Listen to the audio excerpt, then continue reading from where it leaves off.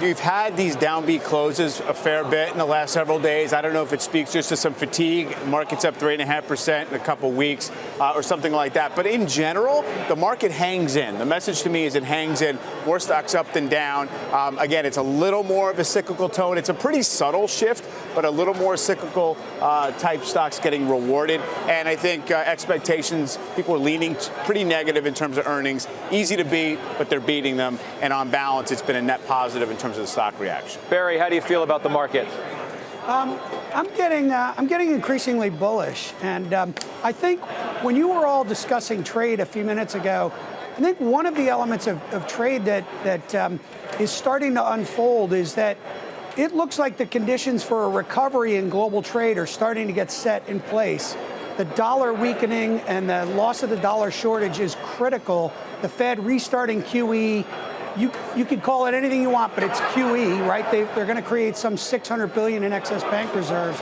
That should take a lot of pressure off the dollar. There was a really fascinating BIS academic report that came out this week that described the role of a strong dollar in cutting off credit to emerging markets in those periods of a strong dollar. So what I think is unfolding here is with the Fed easing policy through the rest of the year, you're going to start getting a lot more credit to emerging markets. The market has adjusted to the tariffs in the same way it adjusted to the 25% increase in the trade-weighted dollar from mid-2014 through mid-2016.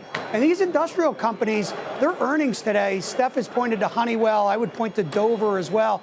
Those companies actually had margin expansion with decent organic growth.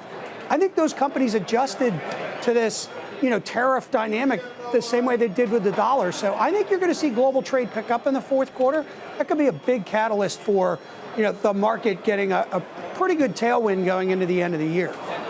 Steph, we talked a little earlier in the hour about healthcare. That ended up being the top sector of the day. You liked what you've seen from J&J, and you're interested in going back in there. Yeah, I bought more today.